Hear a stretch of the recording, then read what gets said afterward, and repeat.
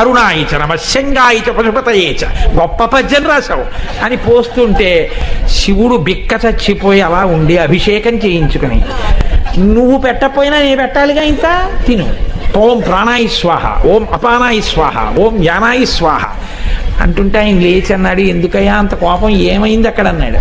ఏమి తెలియని వాళ్ళే అడక్కు, సర్వజ్ఞుడివి, నీకు తెలియంది ఏం లేదు. ఎంత గొప్ప పద్యం రాశావు. మీ ఆవిడ వెంట్రుకలకి సహజ సువాసన. నత్తీరుడు నిలదీశాడు, ఏమిటి కవిత్వం అని అడిగాడు. కవితా సమయంబున నొప్పు కాదు, నువ్విప్పగిజిన్ రచయింపవచ్చునే అని అడిగాడు. సిగ్గుచేటై తిరిగి వచ్చానన్నాడు. అనేటప్పటికీ శివుడు అన్నాడు, వాడేవాడు.